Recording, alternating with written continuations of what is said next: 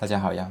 還記得我們之前有做過一個0.01元購買了一杯咖啡，然後用它去拍了一系列照片，賺了55元的這件事情嗎？如果不記得的話，可以去下面這裡重溫一下。這篇也是講了如何拍攝圖庫作品的一些建議，所以有需要的話可以參考一下。經過1個月之後，它一共賣了多少錢呢？答案就是400多。當然，這是所有的圖庫加起來總和。但是1個月就因為這個一系列的圖片多了400多塊錢，那我感覺是不錯的吧。雖然不是說真的能夠讓你說躺在床上什麼都不幹了，是吧？就沒有到那種程度，但是已經可以讓你說有點零花錢挺好的，賺一點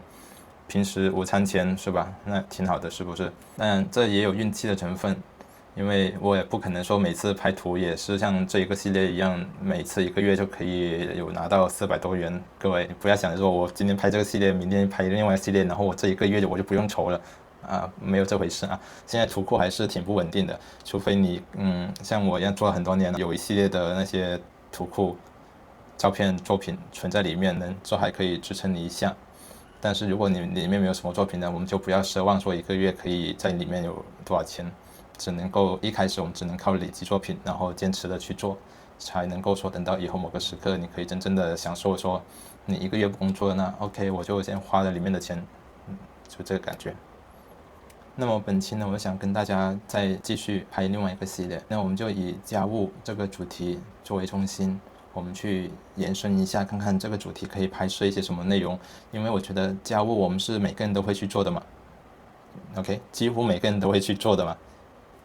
你不會不做家務吧？那做家務的時候，我們光做家務那麼辛苦，為什麼不順便賺點錢？可能會比平常我們只做家務的情況下更累，因為我們還得顧及拍照，除非說你有人員可以配合，比如說像你家人，你讓你家人做家務，然後你在旁邊拍攝，那也不是不可以。有些朋友他可能剛接觸圖庫攝影，他不明白說為什麼做家務的圖片也可以拿去賣呢？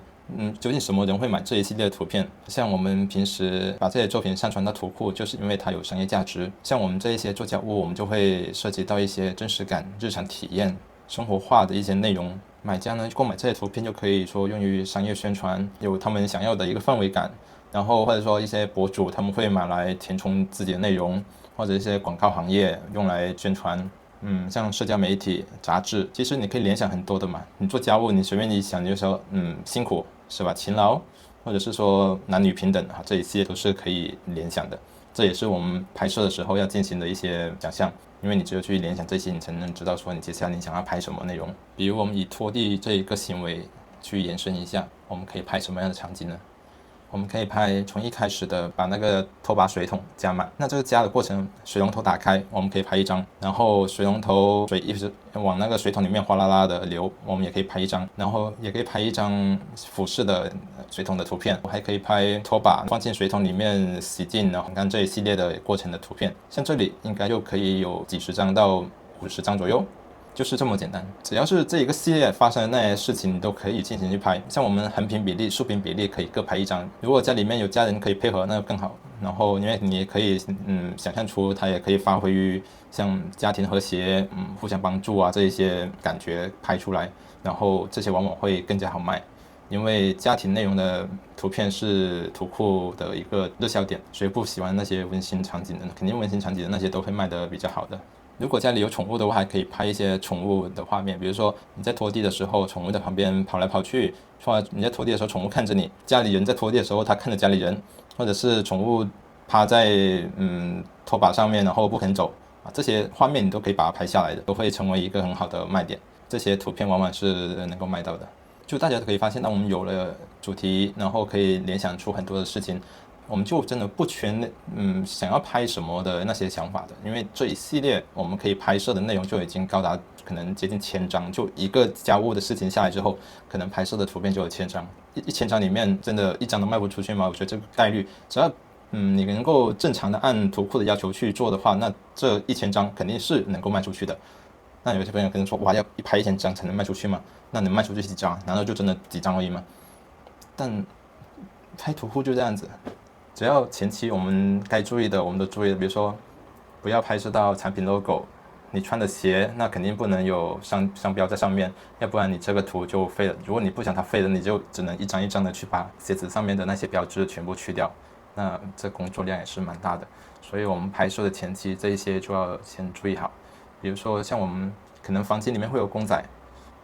可能一些桌椅上面可能也會有 logo， 或者是說你個電視櫃，那你拍到電視，它電視一般在下面或者正上面它也會有個產品 logo 在上面，然後這些肯定是需要去避免，或者是說我們去後期把它去掉。還有就是杯子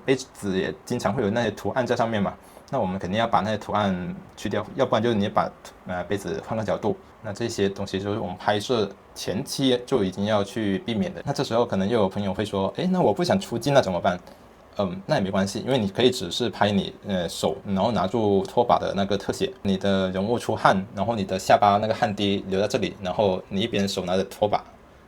一個當前景，一個當背景，是吧？這樣子拍也可以。就很多種拍法的，只要我們都去想，然後這一系列的图片都是可以拿來售賣的，而且說不定有時候可能會賣得更多，因為你角度出發點不一樣嘛，然後它圖庫上面這一系列圖片它可能就比較少的話，那你賣出的幾率就比較高，就這樣子，